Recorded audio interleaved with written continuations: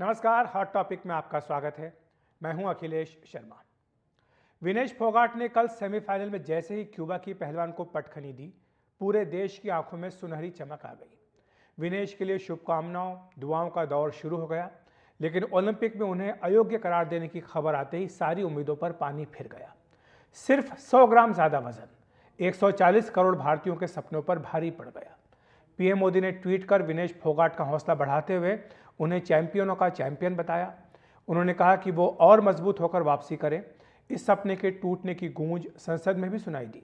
विपक्ष के हंगामे के बीच खेल मंत्री मनसुख मांडविया ने लोकसभा में इस पर बयान दिया।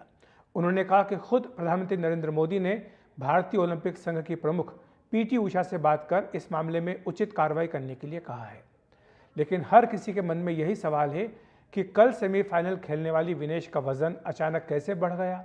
विनेश और भारत का गुनहगार कौन है, इस पर हम चर्चा करेंगे, लेकिन इससे पहले इस मुद्दे पर आई तमाम प्रतिक्रियाएं सुन लेते हैं।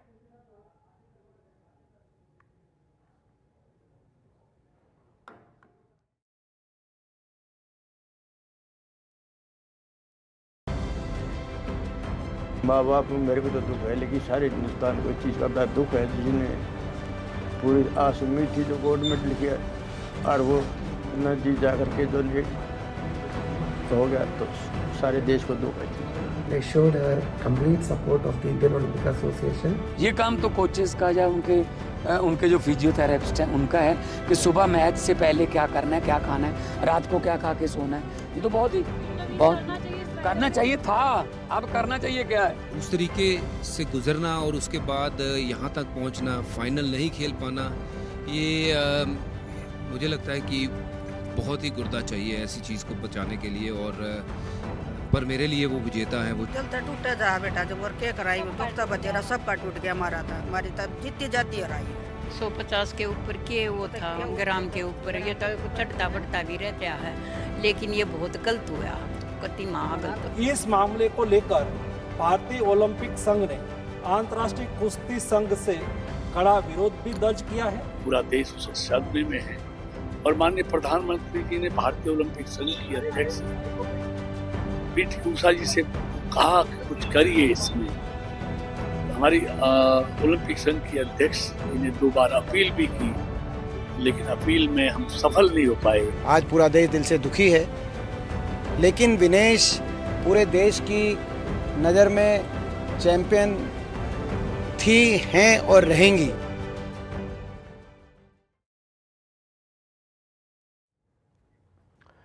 तो सवाल यही उठ रहा है कि विनेश का और भारत का गुनहगार कौन है। क्या ये नियम ऐसे हैं जो इस तरह के अन्याय के लिए दोषी हैं या जिम्मेदार हैं? इसी पर चर्चा करने के लिए हमारे साथ कुछ खास मेहमान जुड़ रहे हैं। महावीर प्रसाद जी, पूर्व कुश्ती कोच, हमारे साथ हैं। देवेंद्र कादियान जी, उपाध्यक्ष कुश्ती संघ, वो भी हमारे साथ जुड़ गए हैं। आपका बहुत बहुत स्वागत है। महावीर जी, आपसे शुरुआत करूँगा। आप तो कोच रहे हैं, आपके अगुवाई में कितने ही बच्चे इस तरह से सफल भी हुए जीवन में, लेकिन आज जब ये दुर्घटना हुई, हमको दुर्घटना ही कहेंगे इसे, आप किस तरह से इसको लेते हैं? देखिए, मैं पहले तो सभी देशवासियों से ये बताना चाहता हूँ कि ये हमारे लिए आज बहुत ही बड़ा दुख का दिन था। कल हमने जितना अच्छा परफॉर्म किया, पूरा यूनाइटेड वर्ल्ड रेसलिंग ने भी इसकी तारीफ की थी कि जो किसी से नहीं आ रही उसको इंडिया की विनेश ने हराया। तो हमारे बहुत ही ज़्यादा खुशी से हमें कोई ठिकाना नहीं था, किंतु दुर्भाग्यवश ये यूनाइटेड वर्ल्ड रेसलिंग का नियम है कि जिस दिन आपको फाइट करनी है वो सुबह आपको टाइम होता है, उसी टाइम के दौरान आपको पूरा वजन दिखाना होता है। तो ये जो वजन जो ओवरवेट हुआ है, मैं पिछले 20-25 साल से इंडियन टीम के साथ कोच जाता रहा हूँ, तो हमें कोचेज को खिलाड़ियों के साथ मिलकर इस चीज़ का बहुत अच्छी तरह मैनेज करना होता है। और पिछले 1-1.5 साल से जो रेसलिंग में जो आपको पता है जो चल रही है राजनीति, उस राजनीति के चलते ये पूरा सही चीज़ें मैनेज नहीं हो पाई और उसका खामियाजा पूरे देश को, हमें और विनेश को भुगतना पड़ा है। तो इसके कारण रेसलिंग को हमें बहुत बड़ा दुख है और बहुत बड़ा नुकसान हुआ है रेसलिंग। और ये ओलंपिक की हिस्ट्री में ये पहला केस है कि ऐसा हुआ है कि कोई खिलाड़ी फाइनल में पहुंचने के बाद फाइनल या मेडल से बाहर हुआ। देवेंद्र जी, आपको क्या लगता है, ये नियम जो है, नियम तो खैर सबके लिए बराबर होते हैं, नियमों के बारे में पहले से जानकारी भी होती है, लेकिन ये कहाँ का न्याय है कि 3 लगातार आप बाउट जीते और अगले सुबह आपका वजन केवल 100 ग्राम बढ़ा हुआ नहीं मिले, तो आपको फाइनल से वंचित कर दिया जाए और कोई मेडल भी ना मिले? देखिए, ऐसा ये पहली बार हो रहा है हमारे देश के लिए। मैं ऐसा समझता हूँ, कल जो माहौल पूरे देश में था, देश के 140 करोड़ लोग जो झूम रहे थे खुशी के मारे, आज वही 140 करोड़ लोग इतने गुस्से में है और इतने हैरान है, किसी को कुछ समझ नहीं आ रहा है। और इतने बड़े टूर्नामेंट में, कोई छोटा टूर्नामेंट तो है नहीं, ओलंपिक का गेम है, और कैसे ये लापरवाही हो गई, कोच से होगी, डाइटिशियन से हो गई, ये जांच का विषय है। और मैं समझता हूँ फेडरेशन में मैं पदाधिकारी होने के नाते मैं स्वयं इस बात की डिमांड करता हूँ। मैंने अपने अध्यक्ष जी से बात भी की है, संजय जी से, और संजय जी भी इसमें लगे हुए हैं, सब लगे हुए हैं। सरकार में भी हमारे आदरणीय प्रधानमंत्री जी ने भी बहुत खेद महसूस किया है और वो बहुत दुखी इस चीज से कि इतने करीब जाके एक दिन में ही ऐसा हमारे देश के इतिहास में पहली बार हुआ है रेसलिंग में, महिला रेसलिंग में एक दिन में 3-3 मैच जीते। और दुर्भाग्यवश ये चीज किसी को समझ नहीं आ रही, इतनी बड़ी लापरवाही हो कैसे सकती है। और मैं समझता हूँ ये गोल्ड मेडल हमारा था, 100% नहीं 200% हमारा गोल्ड मेडल था, और ये जांच का विषय है। और मेरा स्वयं का ये संदेह है, क्योंकि ये विदेशी धरा पे हुआ है, एक बार इसकी जांच भारत सरकार भी इसकी कोशिश कर रही है, खेल मंत्रालय भी कर रहा है, और हमारी फेडरेशन भी बार बार इस बात का की आवाज उठा रही है कि भाई इस चीज का कौन इसका जिम्मेवार है, इसको सामने आना चाहिए। ठीक है, उत्तरा गणेशन जी खेल पत्रकार भी हमारे साथ जुड़ गई। उत्तरा जी, स्वागत है आपका एनडीटीवी इंडिया पर। सबके मन में यही सवाल है कि जो हुआ आखिर क्यों हुआ, कैसे हुआ, क्या इसमें किसी की गलती है या फिर ये एक ऐसी परिस्थिति थी जिससे बचा जा सकता था? उत्तरा, सबसे पहले तो हमें ये समझना चाहिए कि हेलो जी हाँ, आपकी आवाज आ रही है, आप अपनी बात रखें। हाँ जी, हाँ जी। देखिए, सबसे पहले तो हमें ये समझने की जरूरत है कि 50 केजी विनेश का अपना जो उनका रेगुलर वेट कैटेगरी है वो नहीं है। वो 53 पे हमेशा से लड़ती आई है। उनका वेट कैटेगरी 50 करना अपने आप में उन्होंने एक बहुत बड़ा चैलेंज लिया था, और ये उनकी काबिलियत थी जिसकी वजह से वो यहाँ तक पहुंची। उन्होंने क्वालिफाई किया 50 केजी में, और ये वहां पे पहुंची, और उन्होंने पहले दिन ये सारे अपने बाउट्स जीते। पर हमें ये समझने की जरूरत है कि हर इंसान का एक एवरेज वेट होता है, कुछ लोग उससे नीचे नहीं जा सकते हैं, और बहुत ज्यादा एक्सट्रीम केसेस में आप जाते हो जब आपको इतना वेट कट करना पड़ता है।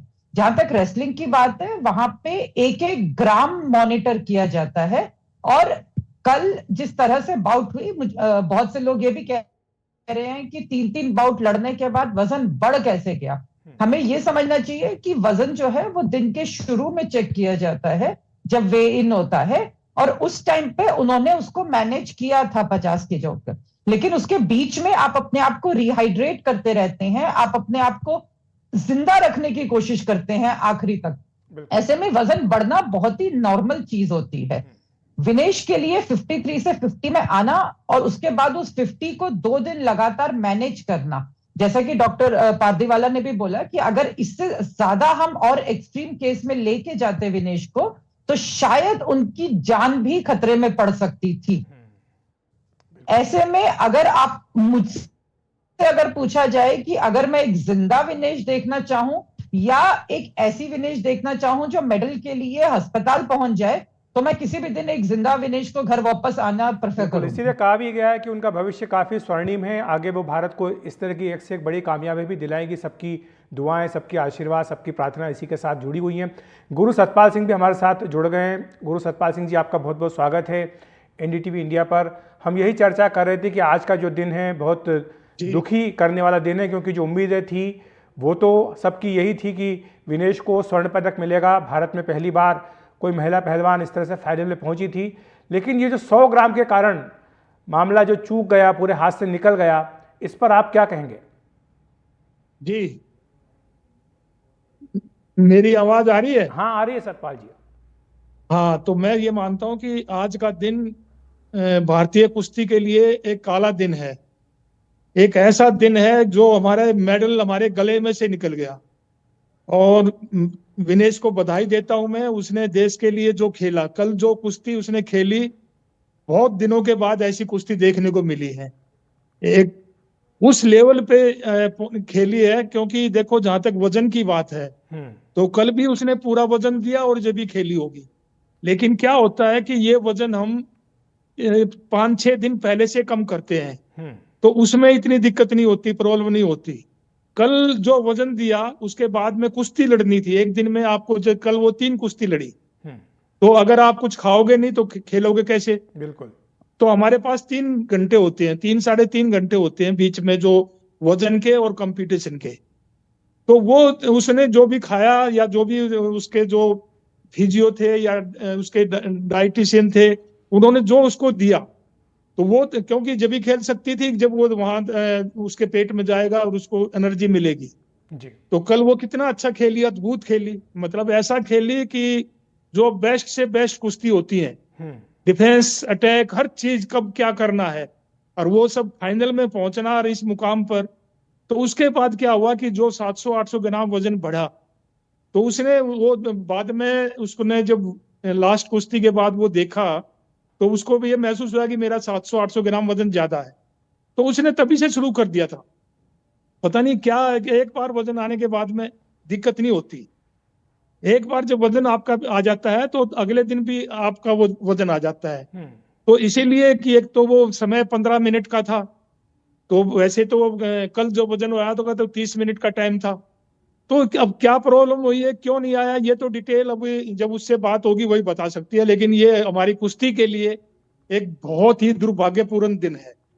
इस लेवल पे हमारे गले ऐसे मामलों में क्या हो सकता है? ये पीटी उषा को कहा है पीएम मोदी ने कि इसको मामले को उठाए, स्ट्रांग प्रोटेस्ट अपना रजिस्टर करे, क्या इसमें कोई गुंजाइश है अभी भी कि न्याय मिलने की? क्योंकि 3 लगातार मुकाबले जीतने के बाद वहां पहुंची हैं और हक तो उनका बनता है, कम से कम गोल्ड नहीं तो कम से कम सिल्वर मेडल तो उनको मिलता है। कि गुंजाइश की कमी बहुत कम है, क्योंकि वो जो उसकी जो कुवैत जो उसकी क्यूबा की पहलवान थी उसको फाइनल में खेलने के लिए उन्होंने अलाउ कर दिया है। तो जहां तक मेरा मानना है कि क्योंकि अगर वो फाइनल खेलेगी तो फिर तो मेडल मिलना मुश्किल है। और जहां तक मेरी अपनी सोच है, क्योंकि ये अगर जो इंटरनेशनल कुश्ती फेडरेशन है अगर वो चाहे तो इसको बदल सकती है, क्योंकि एक ऐसा मौका है ये देश को, वो गोल्ड जीत थी, आपको ये बताऊं मैं, उसका गोल्ड आना था। तो ये सब चीजें थी, तो मैं तो यही मानता हूं कि अब ये चीजें ठीक है, इसकी जांच होगी, वो चीजें तो उससे तो मेडल तो नहीं आएगा। लेकिन सतपाल जी, जो चीफ मेडिकल ऑफिसर है उनकी बाइट भी हम सुन रहे थे। चीफ मेडिकल ऑफिसर कह रहे थे कि डिहाइड्रेशन उसने जो परफॉर्मेंस दिया, जो प्रदर्शन किया वो अद्भुत था, उसका कोई मुकाबला नहीं। उसने हर तरीके से, मतलब जो तीनों पहलवान थी वो तीनों अच्छी थी। तो वो फाइनल में, तो मानना हूं कि ये हमारे लिए बहुत बुरा दिन था। अब ठीक है, अब इसमें जांच होगी, किसकी कमी थी, किसकी गलती थी, उससे तो मेडल वापस नहीं आएगा। लेकिन पर ये क्या ऐसे वाकयात क्या पहले भी कभी हुए हैं कि, क्योंकि ये जो 50 किलोग्राम का वर्ग हो या और भी जो इस तरह के वर्ग बना देते हैं, क्या इसमें बहुत ही कड़ाई के साथ नियमों का पालन होता है? या कभी पहले भी कभी ऐसा हुआ हो किसी खिलाड़ी के साथ कि उसका वजन थोड़ा सा ऊपर नीचे हो तो वो ना खेल पाए? पूरा देना पड़ेगा, वजन की कोई छूट नहीं है। वजन तो आपको एग्जैक्ट, अगर 50 किलो में आप लड़ रहे हैं तो 50 किलो ही देना पड़ेगा, वो तो 50 ग्राम की भी छूट नहीं देंगे। और आपको टाइम की भी 1 मिनट की छूट नहीं देंगे। अगर 15 मिनट का टाइम है तो 16 मिनट नहीं देंगे वो आपको जी। तो मेरा ये मानना है कि ये देखो, बाकी अगर अब सब अपील कर रहे हैं या सब हम प्रार्थना कर रहे हैं सब कि अगर ये मेडल हमें मिल जाए तो एक बहुत खुशी होगी। जी, शुक्रिया आपका गुरु सतपाल सिंह जी हमारे साथ जुड़ने के लिए। महावीर प्रसाद जी आपका भी धन्यवाद, देवेंद्र जी और उत्तरा जी आपका भी शुक्रिया हमारे साथ जुड़ने के लिए। वक्त एक ब्रेक का, ब्रेक के बाद तुरंत हाजिर होते हैं।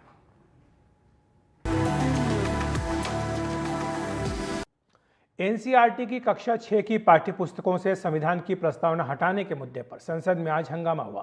कांग्रेस अध्यक्ष और राज्यसभा में विपक्ष के नेता मल्लिकार्जुन खड़गे ने आरोप लगाया कि सरकार ने सांप्रदायिक विचारधारा थोपने के लिए संविधान की प्रस्तावना हटा दी। शिक्षा मंत्री धर्मेंद्र प्रधान ने इस आरोप को गलत बताया। वहीं बीजेपी अध्यक्ष और केंद्रीय मंत्री जेपी नड्डा ने कहा कि मोदी सरकार संविधान की रक्षा के लिए प्रतिबद्ध है। नड्डा ने आरएसएस का बचाव करते हुए आपातकाल लगाने के लिए कांग्रेस पर निशाना भी साधा।